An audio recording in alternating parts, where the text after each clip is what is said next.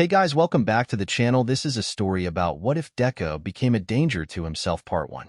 If you guys enjoy this what if and want to see part 2, comment down below. And let me know before I start. Please do support for more awesome content and leave a like. And don't forget to subscribe to my channel. And also share this video with your friends and check out the description in my playlist. The author of the story 𝗬𝗵𝗃 from AO3. So let's start the video. Prologue. 𝗬𝗬𝗃𝗁𝗃𝗁. Chapter text. Call Izuku whatever you want. A loser? Yeah, sure. He loves a good book or two. A nerd? Maybe staying up until 6 in the morning spewing over his hero notebooks wasn't such a good idea the day before his finals.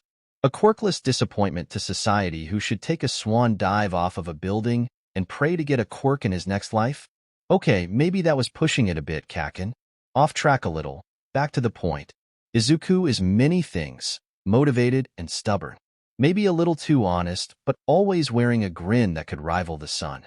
He offends people politely within the confines of his mind, as a proper hero should.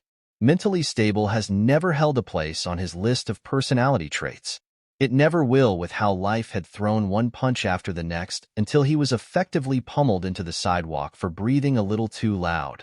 They say quirks had appeared in a flash of overwhelming power, hope, and light. A beacon for the lost and a vision for the blind. A sick guitar riff for the deaf and a saving grace for the doomed. Quirks were a gift and a blessing, once upon a time. Nowadays, quirks were commonplace and only the strongest were praised, while the weak were thrown to the side, where the shadows would consume them, skin to muscle to bone, to the very essence of their being. That quirk would very soon become a curse that ate away at people's day-to-day life. There was visible pressure put upon the young to grow and develop a powerful top-of-the-charts quirk. As the generations passed, quirks would only get stronger and stronger. Some had to wonder if they as humans would be bodily capable of harnessing such mounting power. Of course, that thought was silly. A quirk doesn't magically manifest out of the blue once age 4 hits. No, the process starts at birth and continues from there. The body mutates in small ways, often nothing to a passing glance, but every small inch of growth is designed to prepare the body for the quirk's growth. Like a flower bud about to bloom, petals are a delicate plume as they grow outwards, stretching for new heights. For Izuku, a quirk came in the form of pavement, of the screams of passers-by. A quirk is a blessing, they say. Izuku's bloodied, mangled corpse splayed out in a gruesome display, bones shattered and protruding from the impact. It was cold. No, it was a blistering heat that flared to life within his very soul. No, it was nothing at all. A quirk is a blessing. There were many consistencies in Izuku's life. Take, for example, the extra toe joint within his foot, what could arguably have been the very turning point of his typical, normal, hero-hopeful life. Or the caring arms of his angelic mother, her hugs but a phantom tingling across his bloodied skin. On the flip side, the absent arms of his father, the man Izuku only knew the quirk of, a form of pyrokinesis, fire-breathing. He'd often have a dangerous rasp to his voice, his mother would say with an unmistakable shaky hands. The taunting voices of his peers, the spiny stick-thin blood-red flowers in a bundle tied with a pale ribbon upon his desk, the starburst scars trailing his shoulder blades and ankles, one high enough it peaks, just an inch above his collar. Only visible if one knew where to look. His favorite food was 𝗬𝗓𝗏. The thought of a crowd made the very hairs of his arms stand on end, enough for his skin to feel as if alive and crawling in disdain. His favorite hero was All Might. Be realistic. Police have a respectable job, more suited to people like you. You'd be a liability in the field. All Might was his favorite hero, was the idol to the young boy currently sticking a macabre scene upon a public walkway. That boy is dead now. What a strange thought. So who was he? What was his favorite food? Did he have a hero he admired as much as that little hero hopeful had admired the pinnacle of Japan's hero society? Izuku didn't think he had the capacity to think of a proper answer to any of those questions right now. Not when the very world around him was coming apart at the seams in a display of scorching heat and blinding flames. Death was nothing. It wasn't hot. It wasn't cold. It just was. Despite the morbidity of that thought, Izuku knew better than most would that death wasn't much at all. Wasn't anything. Wasn't even nothing.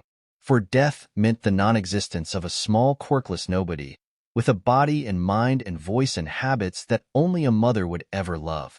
He was another number to a statistic within the world. Nothing of remarkable importance.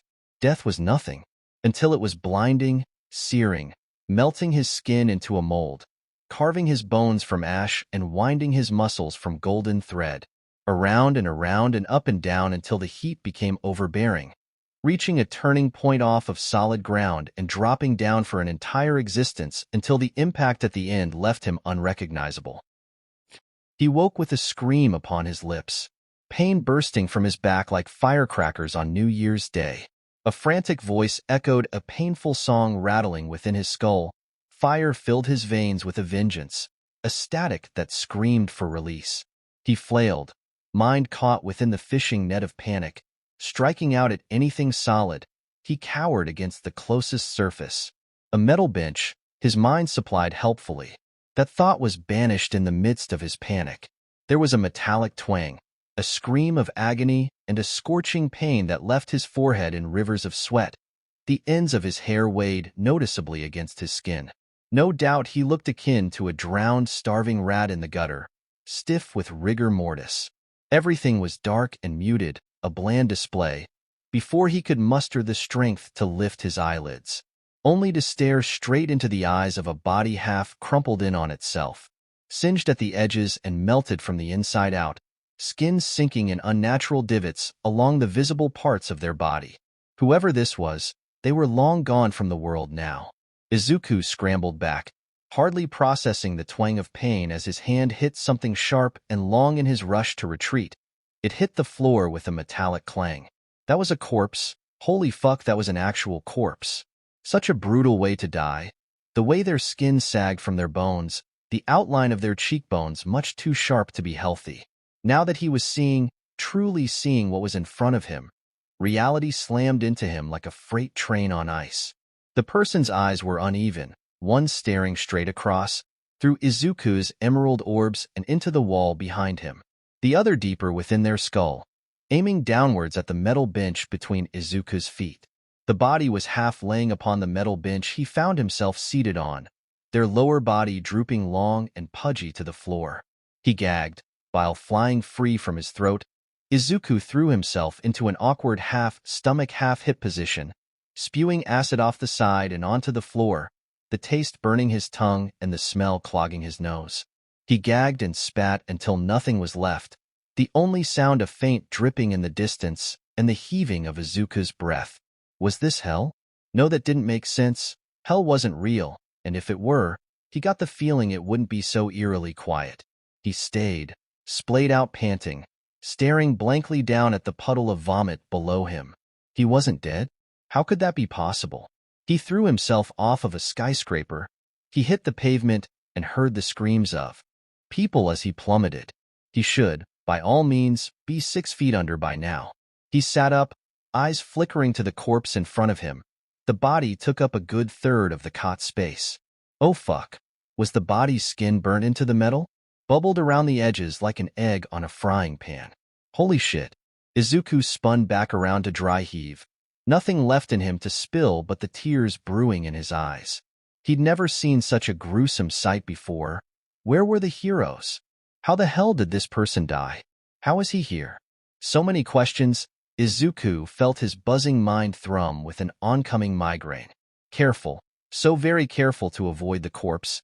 Izuku slid off the opposite side of the cot to the puddle. On legs shaking like a leaf in a hurricane, he stumbled, nearly face planting into a metal wheelie bench stacked with syringes and all sorts of different scalpels. Instead, his hand caught the edge and sent it careening into the cracked stone wall with a clang and clatter. Izuku stumbled close behind, falling onto his knees with a whine. A white-hot pain shot up his spine, a crook in his neck as he tipped forwards. He grasped his wrist within his hand close to his chest, staring down at the angry red gash across his palm. Right? He must have cut it earlier in his panic. A shiver racked through his body, from the tips of his toes to the ends of his fingers. Izuku doubled over, crying out in alarm as the pain in his back flared to life once more. He dropped forwards, gash forgotten. He reached back to claw away at his shoulder, gunky nails ripping into pale skin. The pain persisted, not a thrum. Instead, a steady line of searing heat that stagnated at an all-time high. It was unbearable. For a horribly daunting moment, Izuku thought he'd pass out there on the floor surrounded by discarded surgery equipment, dull and damp in the cavernous room. Thought that this was finally it. The pain so intense he'd finally die then and there. His vision widened out and the heat soared. Higher and higher, until all at once, it fell gracelessly. Izuku coughed out a scream, hugging himself as the heat soured into a blistering draft, a chill racking his frame. Already frail and weak and shaky, Izuku held on, providing himself with what little comfort he could until it passed. And it did, with time. The pain mellowed out until it felt like nothing but an overworked muscle. He slowly lifted his head, vision blurred and dark around the edges. The poorly lit room added to his disorientation. The kink in his neck had soothed, and he slumped forwards in relief, letting the sudden warmth and comfort overtake his body. Like a weighted blanket placed around his shoulders after a particularly bad day. What has he done? His poor sweet angelic mother. She wouldn't even know until she found out he didn't come home that night, staying up late into the night worrying about where he was, if he was safe. Why did he ever think killing himself was a good idea? His mother was breaking herself to keep them afloat, to make sure he'd live as comfortably as possible. Izuku had completely disregarded her efforts. And for what? For why? Because the person who he'd known the longest out of anyone told him to kill himself. Because the symbol of peace, the #1 hero, Izuku's favorite hero, All Might said to give up. Be realistic, he said that fateful night. Izuku had fucked up so badly, his hands balled into fists at his side, the weighted warmth pressing in on his sides like a hug. His poor mother. Izuku cried, letting the building tears fall. He sobbed and screamed and wailed. The only remaining sound left. Even the dripping seemed to mute as he wept. He cried out until his voice croaked and the gash on his palm screamed at him to stop. Stop curling his fingers against his palm. Stop digging at the wound. He should probably do something about it, before it gets infected. That's right. He'd been given another chance. He'd learn this time. Instead of sitting around feeling bad for his useless self, he'd work and work until his body physically couldn't anymore. The weight lifted and Izuku found the strength to wobble to his feet. Swaying from side to side, black spots dancing in his vision. He would get on his hands and knees and beg his mother for forgiveness, for another chance. But that was silly, wasn't it? She would never want that from him. She'd take his shivering, broken form into her arms and cry alongside him. But she'd be so relieved, so glad her worthless son had come home to her. To 𝗵𝗃𝗵𝗃, her son was worth more than anything else in the world. She couldn't imagine life without her son by her side. Life's challenges felt like a walk in the park faced with her son's summer smile. Izuku would go home. He would hug his mother, fall asleep in her arms, and wake to a better day. The room caved in with a sickening crunch. Searing hot pain flared along his spine. The sounds of yelling and bang after bang after bang brought life to his tiny prison under rocks. Was it a fight? Were the heroes here after all?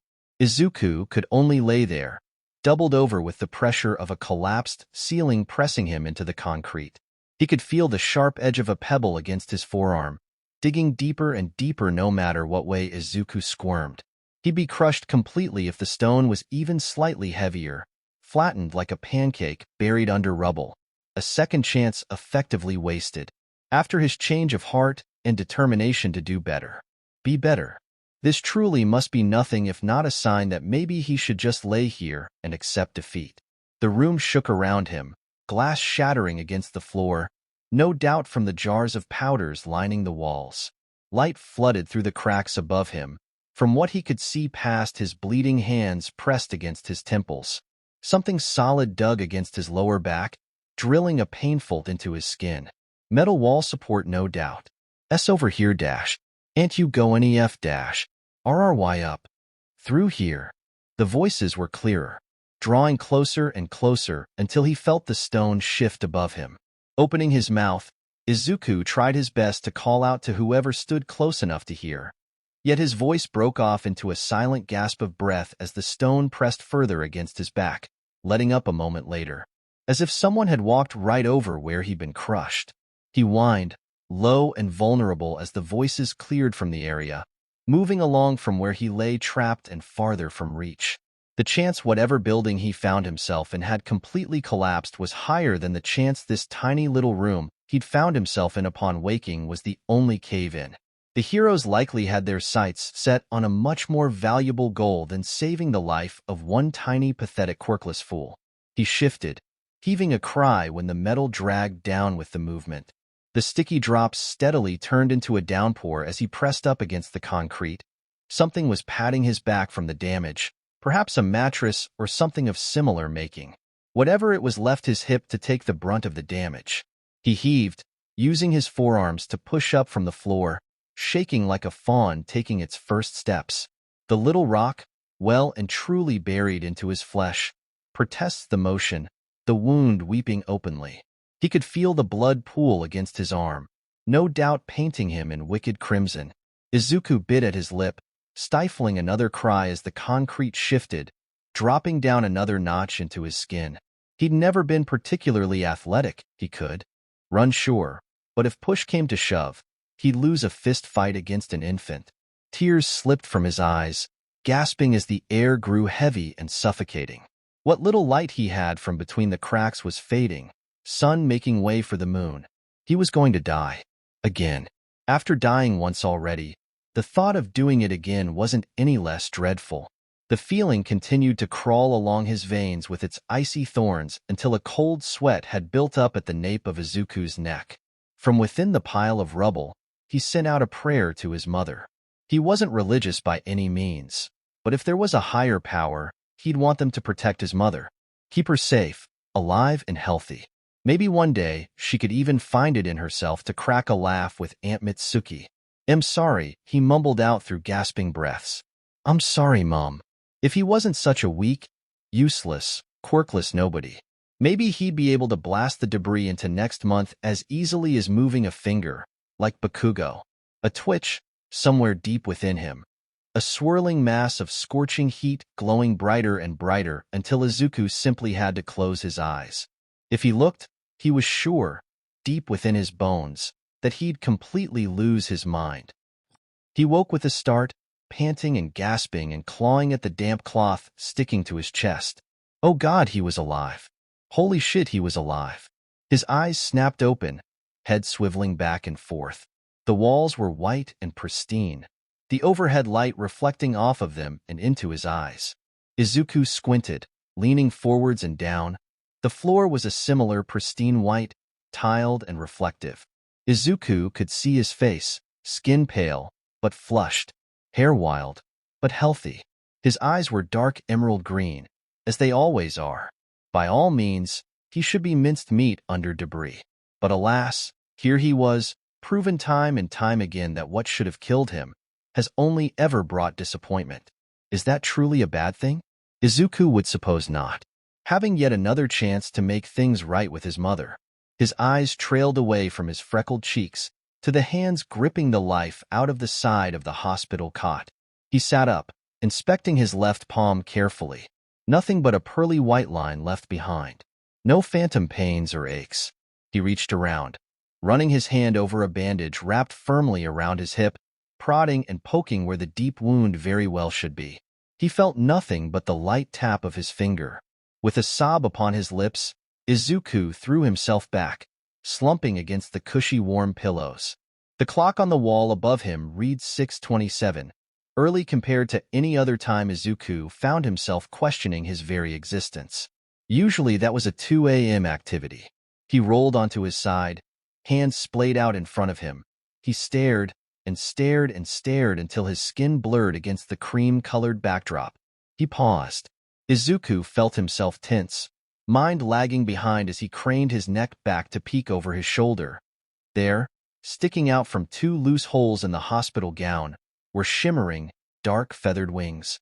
His vision blurred, trailed down along the edge of the wings. Inner feathers a soft cloud cream color, a tint of minty green outlining along the top.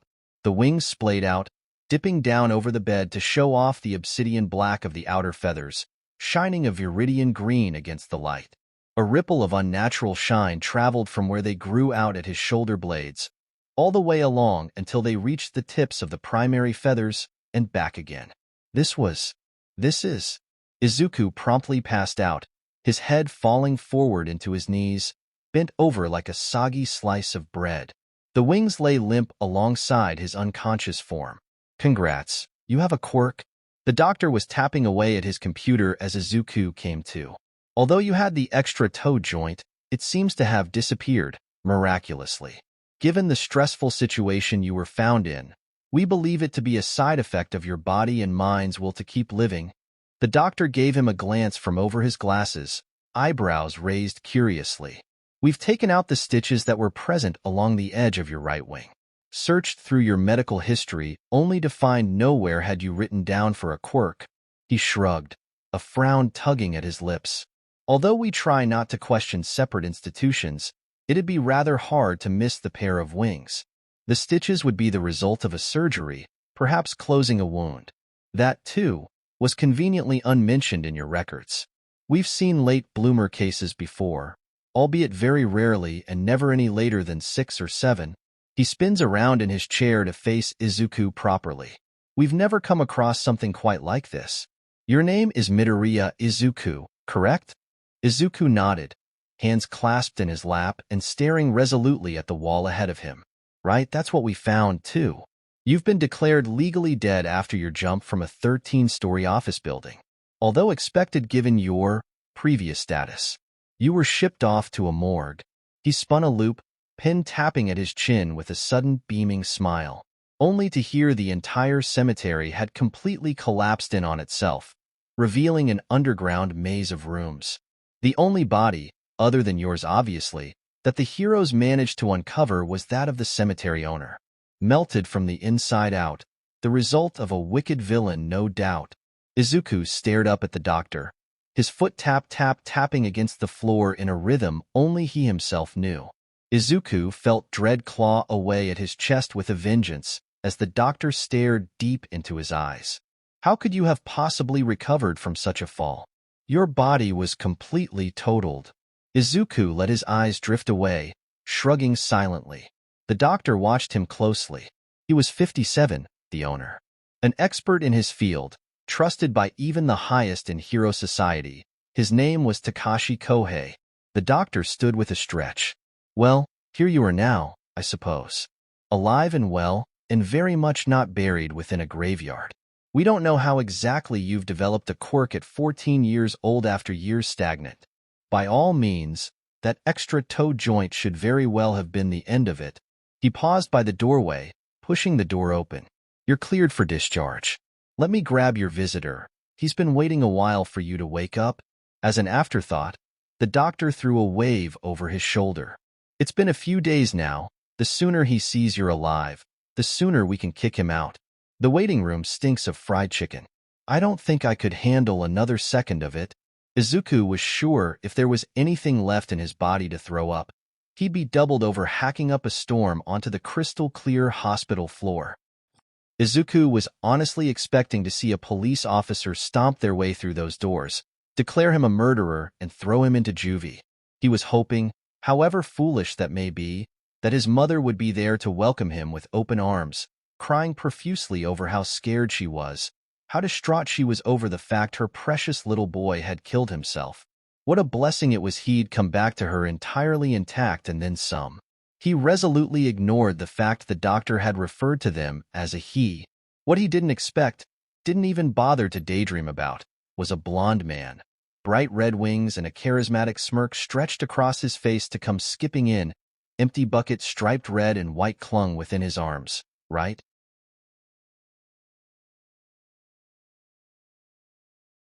Up to Izuku's bed like he belonged there. A large wing stretched out, gathering Izuku into his space easily, and began spouting out a bunch of words. He spoke fast enough that with a backing track, Izuku was sure he'd pass for a wannabe rapper. Izuku tried, really he did, to understand what the man was saying to him. But everything at that point had become too much, and the only thing he could really truly think about was the weight and warmth of that wing draped over his shoulders. This was Hawks, number 3 hero, passionate advocate for KFC rights and a hero everyone, no matter the gender, couldn't help but swoon over. Why in the good love of everything was this man talking to him, let alone trapping him within a winged embrace like they'd known each other for years? Little bird. A quick twang against his forehead left him flinching back, his own wings flapping wildly as he was dragged away from his own mind. He would have toppled straight off of the bed if it wasn't for the hero's support at his side. Yikes. My bad, kiddo. Hawks leaned forwards, tapping his nose with a boop sound. Izuku sniffled, staring down at his nose like it held all of the answers to every one of his boundless questions. Boy, was there a lot of questions. You with me now, little bird? Izuku sputtered, an embarrassed flush dusting his cheeks a vibrant pink. Sorry, he mumbled, picking at his nails absent-mindedly. Hawks clicked his tongue, fingers dancing along the edge of the fried chicken bucket pressed awkwardly against Izuku's right arm. No need for that. You've gone through way too much these last few days to be stressing about what this old fart has to say. Izuku hummed. He was sure Hawks was only mid-20s at most. Ducking his head away from the hero's gaze, his wings came up in a subconscious effort to comfort himself. What nonsense was he saying? He can't think such a way around the number 3 hero in Japan. Hawks let out a small breath. His body language changed at the drop of a hat. His shoulders lowered, the ends of his wings sweeping the floor. His smirk fell away into a small, soft smile. Hey, little bird. There's much more still to come, you know? And maybe that thought is the furthest thing from reassuring to hear. Right now, after this shit show of a week, heh. Hawks settled gently at his side, bucket forgotten on the floor at his feet. His hand came to settle lightly against his collar, just above where his wings grew out from his body, rubbing circles into his back. The touch soothed something within Izuku, who was making a point to fiddle gently with his own feathers. Life isn't, it shouldn't be done with you yet. Fuck kid, you're 14. You shouldn't feel that the only thing you can do is kill yourself. Hawks tapped at his shoulder. There's a lot to talk about now, huh? Or I suppose, we don't need to talk about it just yet. We can take it easy from here on out until you feel ready to tackle it. For now, we can focus on learning how to live. Hawks gave him a devilish grin. Maybe we can throw a couple bones at Endeavor while he's out in the crowds. You'll be my partner in crime. Izuku huffed, a tiny, pathetic little laugh. It really couldn't be called such a thing, but it made Hawks break into a bright, blinding grin, eyes crinkling alongside his amusement. Izuku let himself bask in the warmth. He didn't understand where it came from, why the number 3 hero feels the need to interact with him, comfort him, waiting for him to wake up for days now. For the time being, he was all right with simply appreciating the surprisingly nice company he'd found in the man. His hands trembled in his lap, his eyes watering and smile wobbling. There was only one thing still on his mind, troubling his thoughts. Do you, Izuku muttered, tugging lightly at the feather spun around his finger. Hawks sat at attention, ready to answer anything he could ask. Does my mum know I'm here? Or, have you been able to contact her? Hawks froze, taking a dreadful moment longer than he should have to answer. He slipped an arm over Izuku's shoulder, pulling him in tight against his side. Your mother. We talked to her back when you jumped. She cares a great deal about you, kiddo. Izuku felt a pit form in his stomach, tears slipping free as Hawks struggled to continue. We couldn't call her this time. Hawks angled himself to the side, pressing Izuku into a big, warm bear hug. Your mother is in the hospital. She collapsed and hit her head, hard enough where she's been put under a medically induced coma. She is currently under careful watch. Izuku wondered whether or not he was going to die for a third time. The pain in his chest, much like that of the ceiling caving in on him, slowly crushing him alive. In fact, this felt much worse and much more real. Izuku's mother had collapsed. There had to be something missing, something the hero decided not to clue him in on. His mother has no previous issue with fainting. She has no serious medical disabilities or a record of being hospitalized. Something must have happened, something more than simply being tired. Sure, there was always the chance that that was what had happened. Maybe she really did fall asleep on her feet and take a tumble. Maybe she really did hit her head hard enough for medical services to count that alone as reason for close monitoring. It was always possible, but something told Izuku that wasn't what happened at all. She had been perfectly healthy and energetic when he'd left that morning for school, chatting up a storm during breakfast, already dressed for work. She gave him a kiss on the forehead, as she always does when he leaves, and wished him an amazing day. Then, what? She passes out for some unknown reason. No, that wasn't right. They'd been able to contact her when they scraped his insides off the pavement, which meant she collapsed sometime after. But when? And how? Could it have been his fault? Had his death caused his mother such strong grievance that she'd promptly passed out, unable to handle the stress? Did she crack her head open on the side of a table and was now confined to a stuffy hospital room because of him? Hawk's hand drifted away from his back, giving him a weak, half-hearted smile. He stood up with a stretch and a dramatic yawn, picking the fried chicken bucket up and trudging half a step closer to the door. "I'll leave you some time to think, little bird," he started, brushing stray hairs up and away from his face. His smirk returned. "I'll talk to you later? Figure out exactly what we'll do with you." Izuku cringed. He had no other relatives readily available he could live with, his father being all the way in America. After all, and Auntie Mitsuki wasn't blood-related, simply close with his mother. "Don't worry, I'll have a chat with the police, see if we can hook you up with a nice foster home for the time being." He gave a two-fingered salute, spinning on his feet and slapping the doctor, still tapping away at his computer silently, with his wing on the way out. "See you soon, kiddo." A foster home. Izuku had heard many horror stories of the different abusive households people like him end up in. Or, not like him anymore, he supposed. He glanced wearily back at the wings drooping at his side. Right, that was going to be hard to get used to. He wasn't quirkless anymore.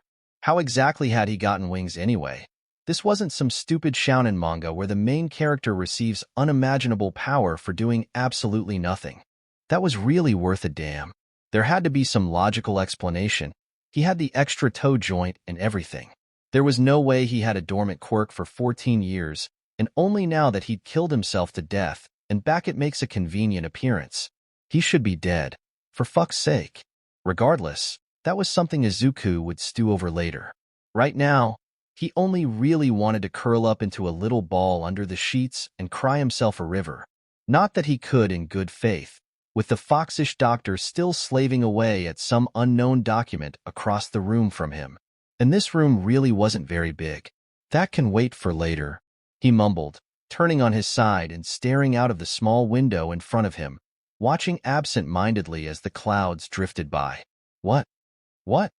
With the subtlety of a bull rampaging within a china shop, Hawks burst through the hospital room.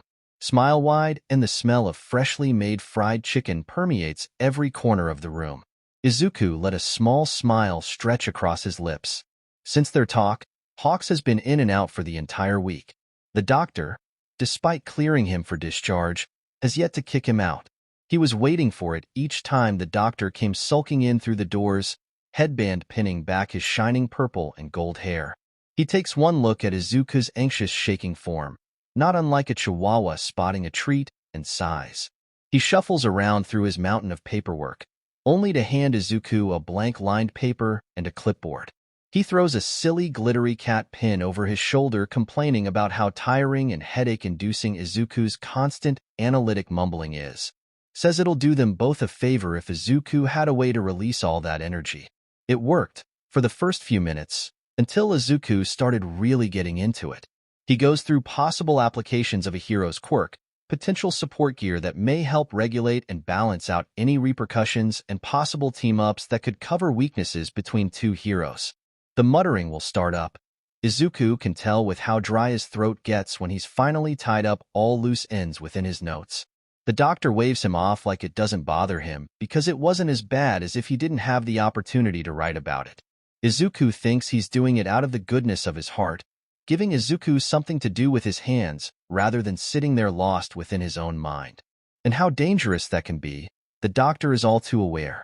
Sitting within a room often occupied by the same man each day, Izuku was bound to learn a thing or two about the doctor. He had an unhealthy obsession with tea, for starters. Izuku watches as he enters the room, even if for a moment to go to the bathroom. The man never fails to have a steaming cup of tea upon return, a little colorful label attached to a string wrapped around the cup's handle. "Ask me about my cats," the cup read, and Izuku, being his usual curious self, couldn't help but do exactly that. He found out that day that once the doctor started up on his tiny natural disasters, he wouldn't stop until he'd explained every little piece of information about them, 𝗬𝗵𝗃 𝗬𝗵𝗃 was a rescue, a little gray cat with pale blue eyes. She had so much energy the doctor was convinced the cat was only asleep when neither him nor Marbles were within a 2-room radius. She used to stress him out so much that he'd made a conscious effort to tire the cat out. The first few weeks he'd brought her home. He learnt the hard way that particular task was simply impossible. Marbles was, to put it simply, the definition of 5 cents and a dream. The cat was absent-minded at the best of times, often found sleeping its days away on its cat tower, the doctor's bed, or somehow miraculously on top of the doctor's head. When she wasn't sleeping, she was an evil little mastermind. Or that's what the doctor would say. He was convinced completely that whenever a spur broke something and she was looming in a corner staring the pair down, that she had somehow done it and was waiting for the chaos to unfold. The doctor had found a spur on top of his tea-set cabinet one time, perched precariously atop the bamboo handle of an antique glass set. He'd had a panic attack, a stroke and a heart attack all at once, trying his best to coax her calmly down without her thinking he was offering playtime. All the while Marbles sat on the couch, beady eyes staring at the two with intent. Izuku thought it was rather endearing, hearing such cute stories from the man who'd set off multiple alarm bells on the first meeting. Turns out he's just a huge dork. Izuku, not for a lack of trying, has yet to learn of the doctor's quirk. He knows the doctor does have a quirk, but the man refuses to elaborate, and it drives Izuku straight up the wall and then some. He tried to piece it together, watching for any minute mutations, none. Any practical applications or glowing light, none. Hardly any change to his day-to-day attire. A plain black tank top, baggy soft cream-colored pants, and a long knitted coat, also black. The only thing out of the norm was his slit pupils, so he wasn't totally out of hints. "Little bird, you with us?" Izuku blinks once, twice, until his mind clears enough to process the hero crouched in front of him. His face scrunches up, eyebrows furrowed as he raises his head, eyeing the man standing stiff behind Hawks. Stiff, but not awkward. Stiff in a professional light. Izuku's eyes narrowed to slits. "Right. Welcome to the world of the living, kiddo." He stands up from his croup, gesturing dramatically to the man behind him. "And this lovely fellow is the detective we first introduced to your case. Back when you know." Hawks gave him a pointed look. Izuku sent him one straight back. "Moving on. Detective 𝗧𝗵𝗲 has been helping out with your housing situation. We've been searching around the local area, close enough that you can still attend school. That is," Izuku cringed, "right? He'd have to go back to school soon. Life isn't put on pause after you try to kill yourself, apparently. What happened to mental institutions to ensure the youth aren't looking for the fastest route to Tumbletown? Just because some kid who tried to kill themselves magically manifested a quirk doesn't mean they won't try again the moment they're able." Izuku wouldn't, of course, but that's beside the point. There weren't many homes available in the general 𝗵𝗃 area, or, specifically around your school's area. We had to make the choice whether it'd be better for you to change schools, take public transport, or perhaps register into an online class. Izuku felt a weight lifted from his chest. If he could change schools completely, that would be incredibly convenient. If he could do online classes, that was even better. Luckily, after a little while of poking about and asking around, we were able to find a nice home close enough to your school, 15 minutes walking distance, to be exact. The detective smiled, tired eyes reflecting a glint of pride at being able to accommodate the grieving child. Izuku wanted to bash his face in with a rock. He what? Izuku has never had such violent thoughts before. The imagery made his skin tingle uncomfortably. Let's hope it was a one-time thing then. Or Izuku may actually need that mental institution. Isn't that great? little bird?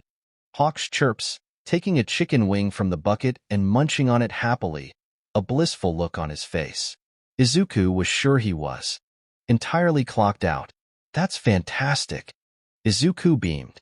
Inside, within the safety of his mind palace, Izuku set every flammable in the room on fire and reveled in the heat. Oh. The foster house wasn't the worst thing Izuku had ever dealt with. Nothing could really beat the blinding terror of his ex-childhood best friend blasting a hole through his uniform, his skin, his muscle, his bone down to his very soul. The man was old, possibly in his 40s or 50s, with obsidian black hair, graying along the sides. He had fangs poking through the line of his mouth and biting into his bottom lip, where scars settled from previous times where the fangs must have torn a line through it. Grayish skin and webbed fingers. He shook the detective's hand and stood outside to wave the detective goodbye until he disappeared around the corner. He side-eyed Izuku, standing silently a foot or two away from him. "You don't look quirkless to me. You're lucky to be rid of the disease, kid," the man croaked out, turning his back and trudging into the small house, calling over his shoulder disinterested. "Hurry up, or you'll miss out on food." Izuku scrambled to follow, closing and locking the door behind him, slipping his shoes off and setting them to the side. Izuku glanced around, spotting a gray duffel bag hanging from a hook on the wall. Izuku hung his pale yellow backpack on the empty hook a respectable distance away. He slowly, carefully stalked down the short hallway, stretching out into an open-style lounge room and kitchen, a small island counter with a few bar stools acting as the dining table. The man stood over a pot of something bubbling and protein-based on the stove. Izuku could smell it in the air. "Being observant is the only way to live in this world," the man snarked. Izuku startled, his wandering eyes immediately leaving the surrounding photo frames and furniture they trailed off to. There was a bird cage in the corner, a bird cage bigger than anything he'd ever seen before from a household pet. Much more fitting for an aviary or bird rescue than someone's shoddy living room. "It's not always a bad thing, kid." The man, his name was 𝗬𝗂𝗁, if Izuku recalled correctly. A little on the nose, he thought to himself. Perhaps the man named himself once his quirk manifested. "His name is Cracker. Don't stick your finger in the cage. You might just lose it." The man cackles out a wheeze. Izuku can only muster a grimace in response, shuffling lightly on his feet, unsure exactly what he should be doing right now. Korai either doesn't notice or consciously ignores his nervous fidgeting. It remains a dull silence until the stew is finished. Aside from the occasional clicking and scratching coming from the cage, Izuku's trying subtly to see if he can spot the bird, but the room is bathed in darkness, the weak yellow light unable to shine into the furthest corners. He can't make anything out other than the occasional twitching black mass. "Eat. You'll be useless without any body mass. Don't waste food."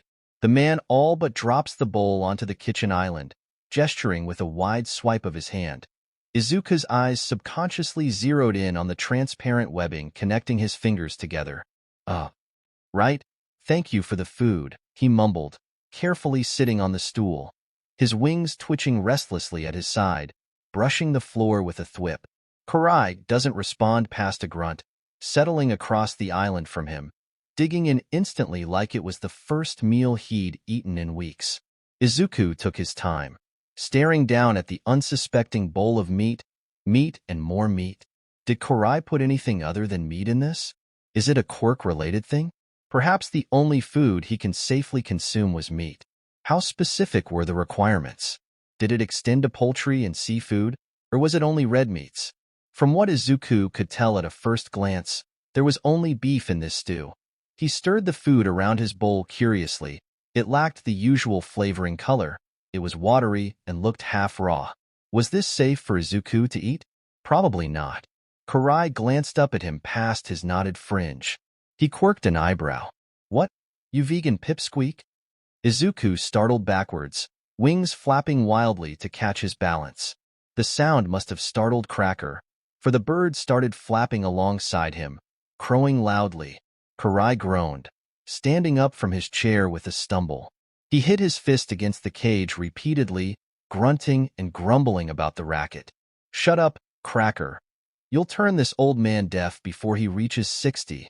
The bird freezes mid-cry, falling into a lull. Izuku feels guilty for scaring the poor thing.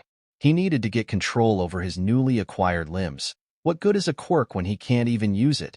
They seem to react strongly to how he's feeling, flaring up when he's surprised, dragging against the ground when he's drained, curling around his shoulders when he's uncomfortable. Embarrassingly enough, he's noticed they puff up when he's embarrassed too. Definitely something he'd have to work on. Sorry, sir. I didn't mean to startle him. Izuku tripped over himself to apologize, slipping off the chair to dive into a deep bow. Any further and his head would be buried within the wooden floorboards. Korai clicked his tongue, waving his hand dismissively. He easily limped back to his seat. An old injury, perhaps, or his age catching up to him. Apologies do nothing but waste people's time. Eat. He resumed, scarfing down his bowl, Izuku tentatively following behind. One bright pink questionable chunk to the next. He felt pinned. When Korai had finished his bowl 4 times over, Izuku was still poking and prodding at his first. Korai stared, eyes narrowing wearily as he watched Izuku become progressively more squeamish the more he ate. Are you actually vegan? The man asked, a frown tugging at his lips. Izuku shakily raised his head, eyes wide and fearful. And no, sir, I'm not. And maybe it was easier to pretend he was. He'd at least have a feasible excuse for his lack of an appetite. The man huffed. Good. Woulda beat that chump shit out of ya if it was the last thing I did, heh? Izuku's eyes widened to saucers, staring across at the man before him. Was he talking literally? Korai raised his hands above his shoulders, head lowered with a smirk. Kidding. I can't eat anything but meat, and cooking it tastes like garbage. He stuck out his tongue, abnormally long with razor-sharp teeth. All right. Sorry, I can eat it.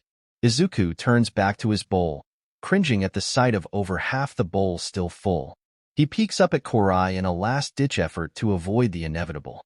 As expected, the man remains silent as he watches. Izuku chokes back a sigh, raising the bowl to his mouth before shoveling as much as he could in one mouthful, almost hacking it back up as the raw flavor hits his taste buds. Korai quirks a smile, amusement clear as day on his face. I like the spunk, kid. He cheers, clapping his hands together before rising from his chair to wash the dishes. Izuku physically deflates when the man's eyes leave his trembling form. Thank you, sir. Izuku was unsure whether or not that's a compliment. With his track record of backhanded jabs, he wouldn't be particularly surprised if the man was mocking him. Korai placed the pot, now clean and dry, upon the dish rack. He shot Izuku a look from over his shoulder, mouth gaping as if he wanted to say something, but was quick to stop himself, sighing and shaking. His head, like Izuku, wouldn't have understood anyway. If you're done, give me your dishes. He placed his bowl leaning up against the pot. You should go to bed. The detective reckons you'll be fine to start school right away. You've got the weekend to settle. Something about routine shock or whatever. Izuku frowned to himself.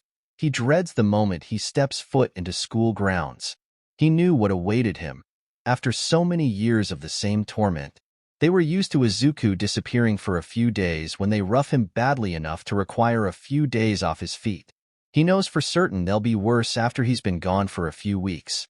And God, if the news of his suicide has spread around, he's sure they'll be simply relentless. With one last, treacherous mouthful, Izuku silently celebrated his achievement. He hopes dinner wouldn't be like that every night. Would every meal be half-cooked meat? That sounds like a nightmare. At least if Izuku dies, he'd find comfort in the fact it wasn't his fault this time. More so the food he was consuming. Willingly. Or maybe not, given that he'd starve to death sooner than raw meat could take him out. Was it still willing if he was given no alternative? He's sure the authorities wouldn't see it that way. The first day of school had gone, as expected, astonishingly horrible. Bakugo had been shockingly quiet, as if bothering Izuku was no longer worth his efforts. Perhaps his mother confided with Auntie Mitsuki, and she had let the situation slip to Bakugo. His involvement, or lack thereof, seemed to spur the others into action. He'd been pushed and shoved into lockers alone 12 times. That only makes up a fifth of the times he's been shoved in total. The names were meaner, louder, more aggressively charged. He'd assumed it would be bad, but nothing would have prepared him for such drastic changes.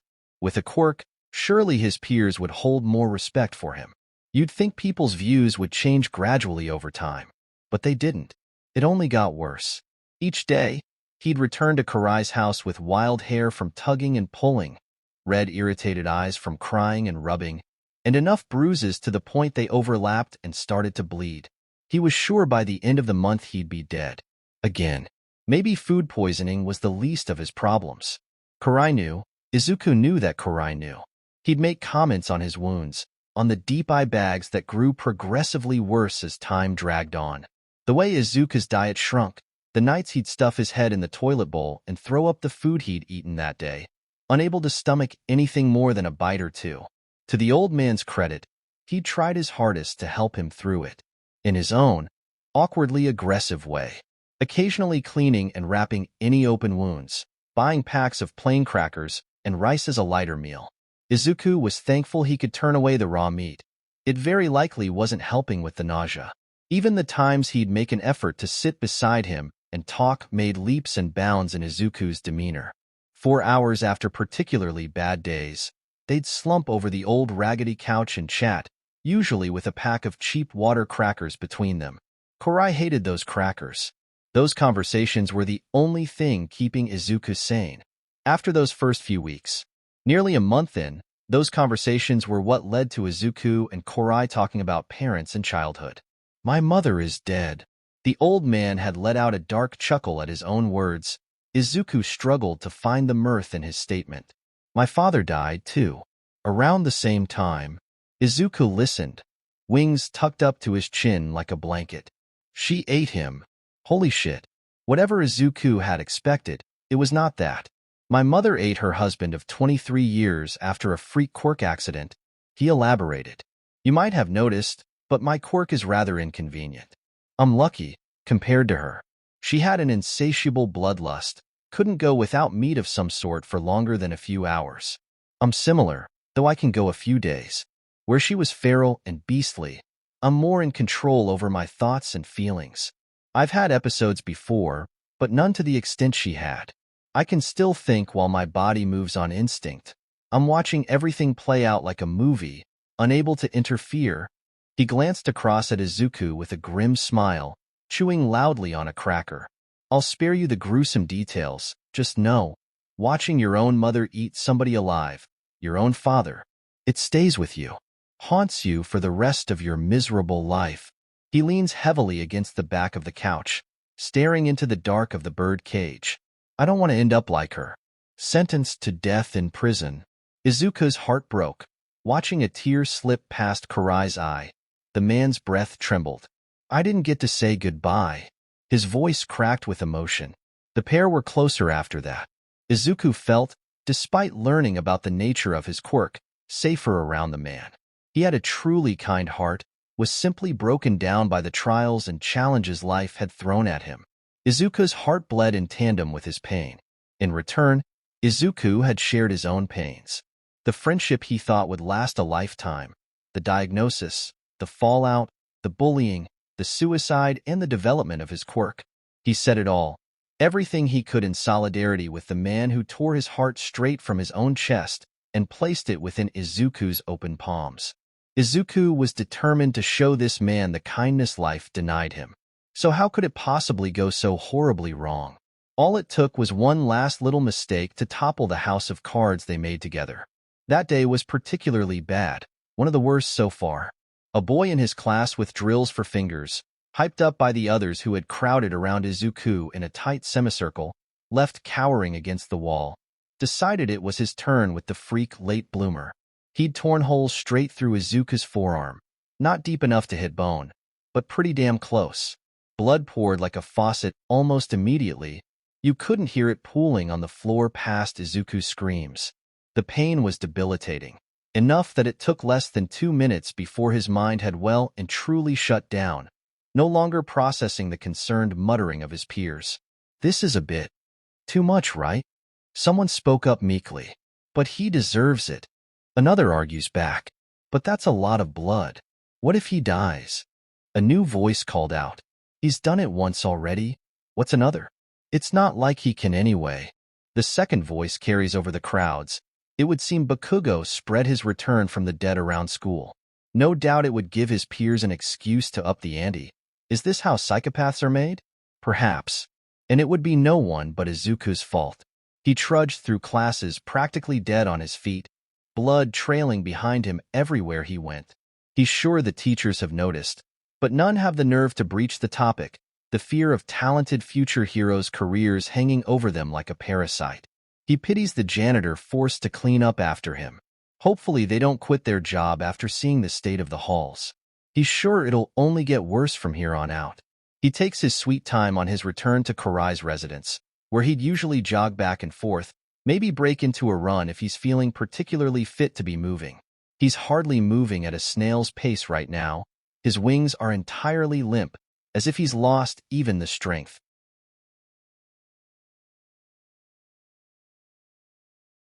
to lift them off of the concrete footpath. They track dirt, sticks, leaves, and pebbles along with him like a broom. Given that he can't feel his own fingers, he isn't particularly surprised to find he's lost all contact with his wings. Even his legs scream out in protest at each step. He loops houses, purposely turns down wrong roads, accidentally turns down wrong roads, circling around to get back on track to familiar surroundings, until finally, after 3 hours of senseless hobbling, Izuku stands reluctantly outside his caretaker's door. He should knock, as Korai keeps the doors locked at all times, but he's not sure he can muster the strength to lift his arm. He stared holes through the door, willing it to magically open before him, but the house remained as dark and silent as usual. Except it wasn't silent. The bird, Cracker, was crowing up a storm, and there was stumbling and crashing traveling from one room to the next. Izuku shook violently as his arm, despite the flare of excruciating pain, reached out for the doorknob. Ignoring the possible danger, Izuku could only focus on the safety of the man who'd so selflessly taken care of him. The handle gave way under his meager strength, the door creaking open with an air of foreboding. Izuku trembled in the doorway for a moment, taking in the pitch darkness of the hall stretched out before him, the pair of keys still stuck hanging in the lock. It was darker than usual, the sunset only bright enough to light up the sparse walls of the hall. The room remained bathed in shadow. The crashing fell silent, the cawing from the birdcage became closer to chittering, and Izuku's ears strained to hear past the thrumming of his veins. But with the added troubles of his delirious blood loss and nausea bubbling in his stomach with a vengeance, there is little he can truly focus on. He needs to ensure Dokutsun Korai's safety, first and foremost. He almost trips on his own 2 feet as he drags himself further into the house, leaving the door wide open behind him. If something goes wrong, he wanted to know there was an exit close by, one that was a realistic possibility to reach before someone could get their hands on him. His legs shook underneath him, struggling to hold him up. Izuku let his hand, caked in flakes of blood, trail along the hall to keep him up. He paused before the lounge room, eyes squinting in an effort to see past the inky darkness.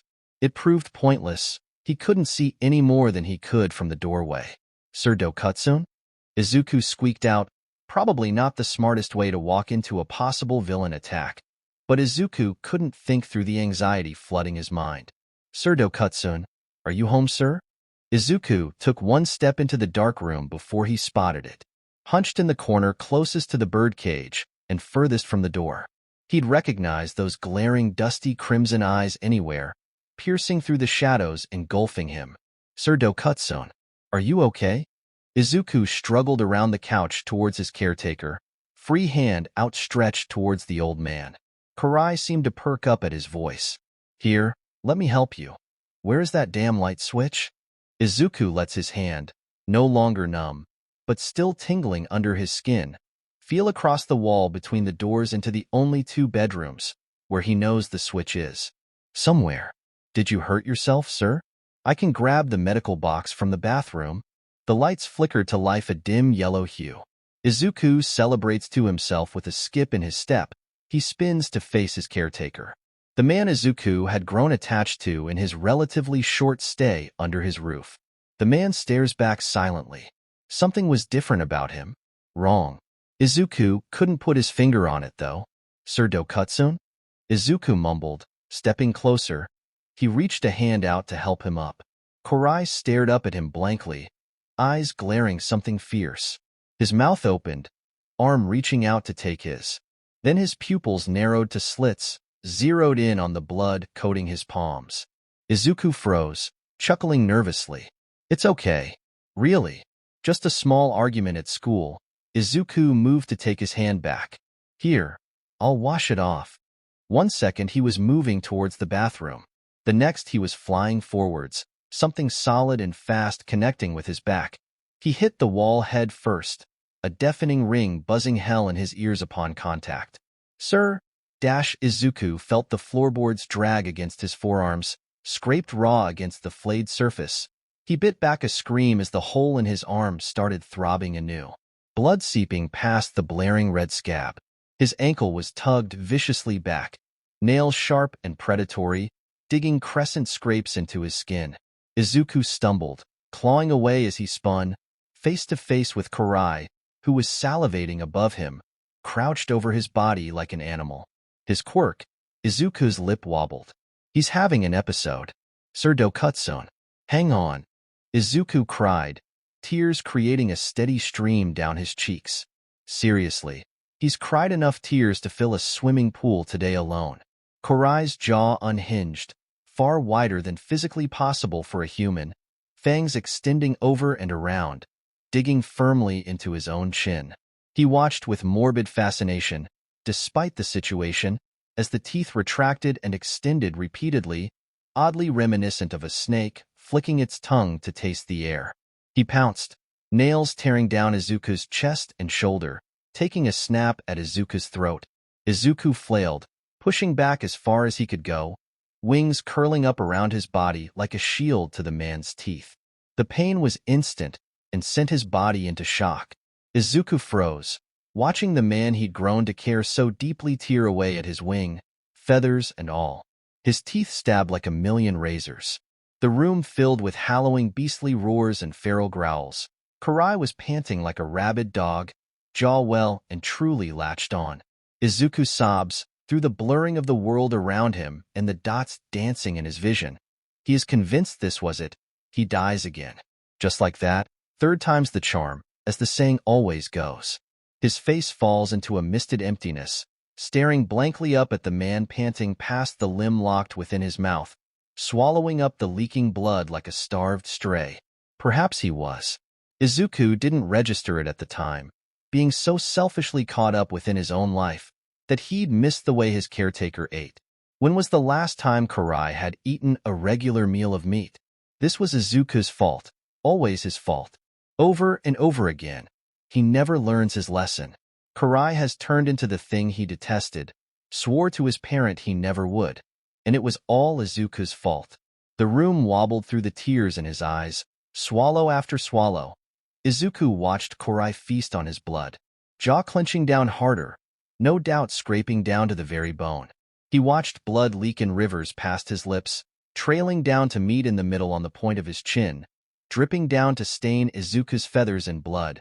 He could feel his uniform soak up the red that seeped through his plumage, adding to the various other blood stains the black uniform hid. There was a light, and Izuku had the odd instinct to close his eyes. That light would break his mind. That light would well and truly push him past his mental limit. But he stared, unable to turn away from the pain he'd brought upon Korai. It felt wrong, like he wasn't acknowledging the complete and utter loss of control Izuku himself had brought on. This was his fault. The light flared and slithered, following the bob of the man's throat straight down into his body, where it grew and grew and grew. Look away. Look away. Korai pulled back, jaw hung wide with a hitch of breath, and screamed. Something raw and guttural echoing around the room and bouncing off the walls like the screams of the damned straight from hell itself. The sound burst at Izuku's eardrums. The light flickered deeper, like watching a flame bursting to life through the fabric of a tent. It spread from his stomach to his liver to his legs back up into his throat, where the tips of a searing misty flame peeked past tongue and teeth and blood. So much blood. now a mixture of Izuku's and the man's own. His throat blackened around the edges, his skin sagging inwards brutally, his legs pulled out beneath him, staggering back onto his ass where his nails raked away at his own throat, opening holes into the charred trachea.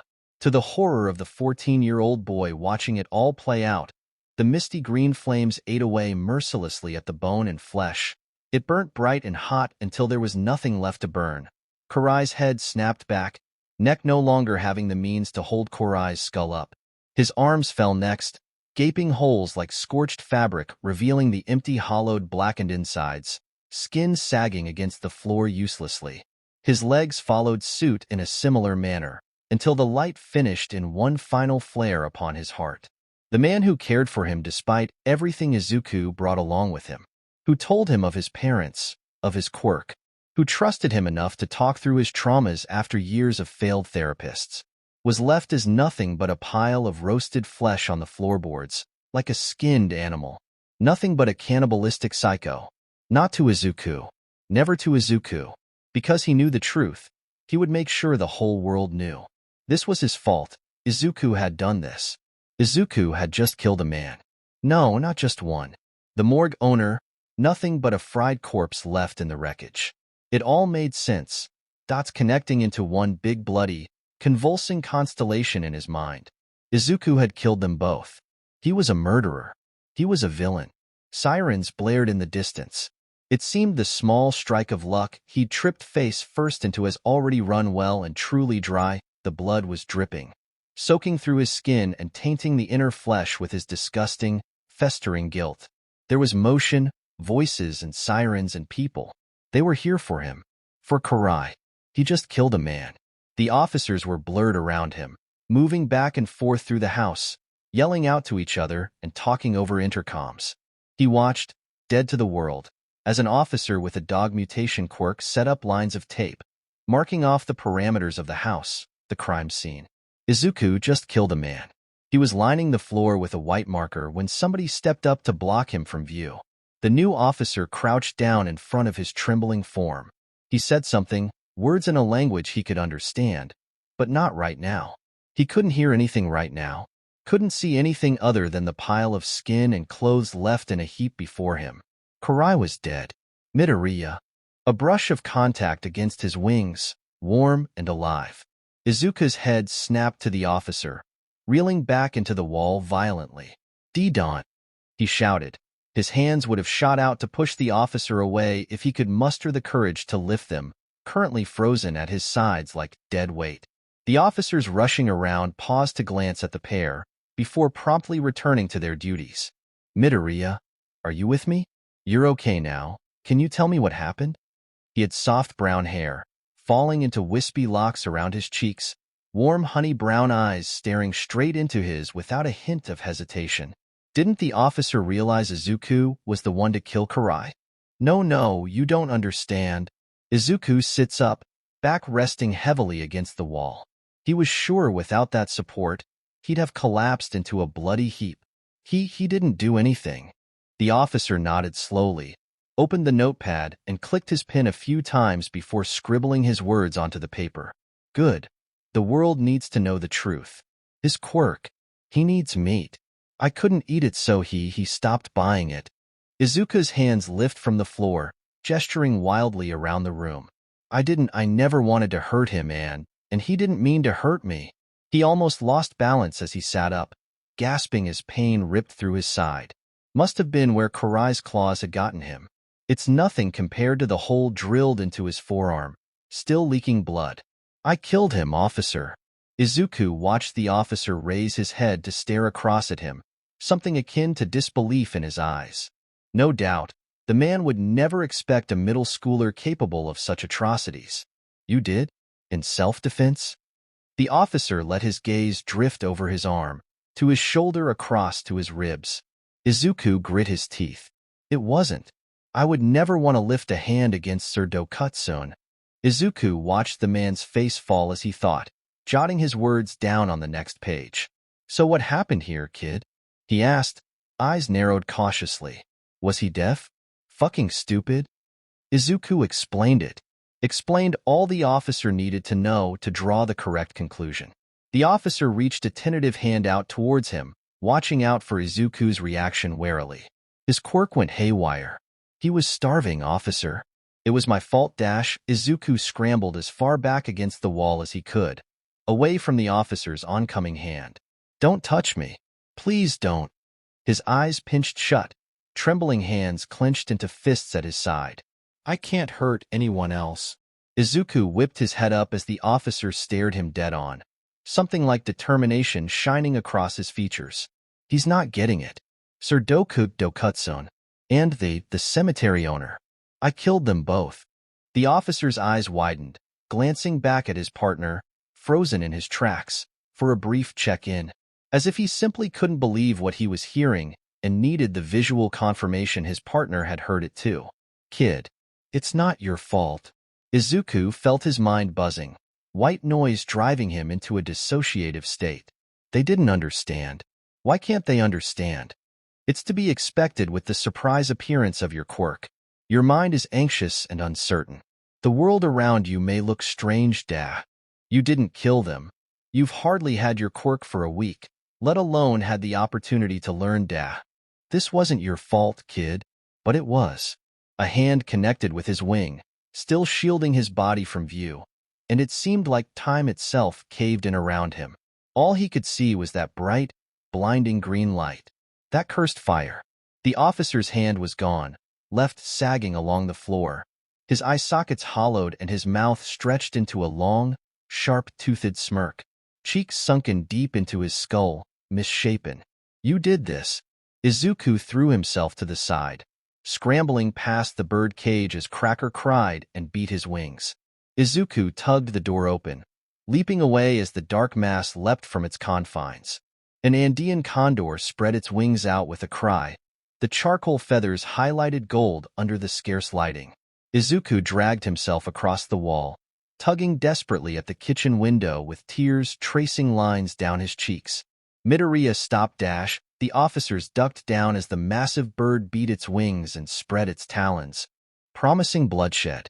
"Someone stop him." Izuku slammed the window up. The frame creaked and shook at the rough treatment.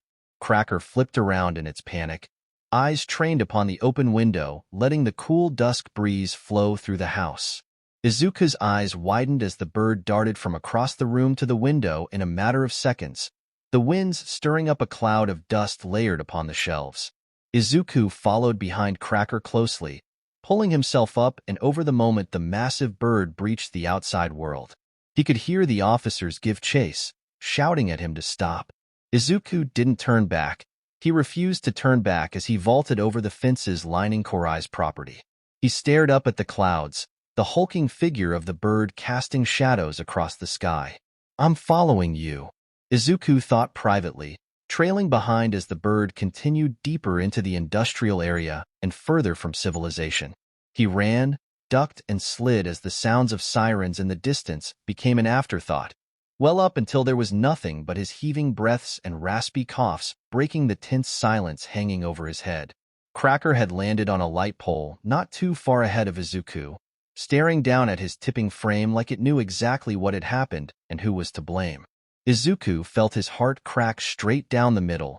He wheezed a breathy laugh that trickled down into a sickening sob. His hands raised and, despite the blood flaking his skin, curled up into his bushy locks, tugging as he slipped down the side of the building he'd settled on, letting his cries rush from his chest like the dam that kept them locked away, sealed tight, came crumbling down after years' battering. He found the feeling to be morbidly freeing, sobbing his heart out, leaning against the side of an old crumbling apartment building, his knees pressed up against his chest, chin tucked away behind his wings, curling around his body as if to shield him from reality. And it worked. For that brief moment, Cracker remained perched above him, predatory eyes narrowed to slits as the child wept. 𝗧𝗵𝗲 had very little time to himself, away from his job. He'd get a day a month where he couldn't be called or bothered about any cases, no matter the circumstance. He intended to savor every moment of it. Currently, his couch felt like the comfiest place he'd ever had the honor to rest upon, letting his body slump into the plush cushioning. His thoughts drifted to the different shows he wanted to catch up on. The latest book he picked up from the store on his way home last night. Up-and-coming movies appearing in cinema these next few months. To the young boy's case he decided to stick with until he was safe, within a stable household and a semi-regular therapist session every second week.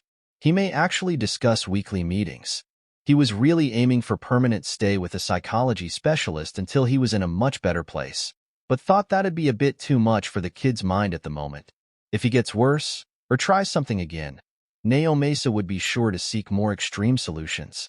The truth was, while there were a few foster homes within the boys' school area, they simply refused to take him.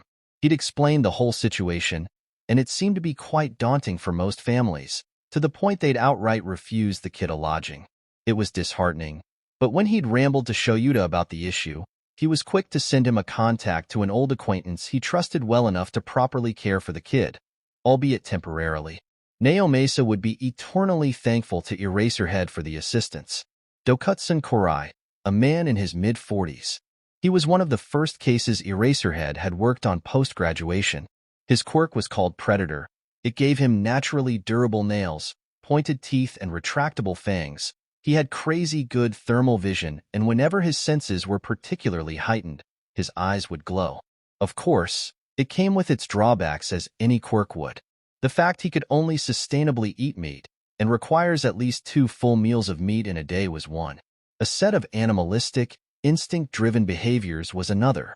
While 𝗵𝗄𝗄𝗧𝗵𝗲 tried his best to remain unbiased and see a person for who they were and not what their quirk was, he was hesitant to let the man take care of 𝗵𝗃𝗧𝗫. They agreed 𝗵𝗃𝗧𝗫 could stay with 𝗬𝗂𝗁 until they found someone with better experience dealing with children that had gone through life-altering hurdles. He was hoping something would pop up sooner, rather than later. He sat up with a start. 𝗵𝗄𝗄𝗧𝗵𝗲 hadn't realized he'd been lost in thought stressing about work on the one day he didn't have to, until his ringtone begun blaring from across the room. With a tired sigh, he sat his book aside, open page down before taking a peek at his phone. It was work. For fuck's sake. Hello dash. Oh, thank Arceus you picked up, detective. The sound of one of his junior officers in the same branch as him crackled through his speaker. He sounded winded, sirens and shouting coming in from the other side. 𝗵𝗄𝗄𝗧𝗵𝗲 knew for sure, at that moment, that his peaceful day off was over far too soon. What happened? He asked, already rushing around to change into formal workwear, taking his keys from the hook in the kitchen and shoving a muesli bar down his throat. 𝗬𝗂𝗁 is dead. 𝗵𝗃𝗧𝗫 ran, and we have no idea where he went. 𝗬𝗂𝗁 was housing a massive fucking bird that I'm almost certain isn't legal, and 𝗵𝗃𝗧𝗫 said he was the one who killed him.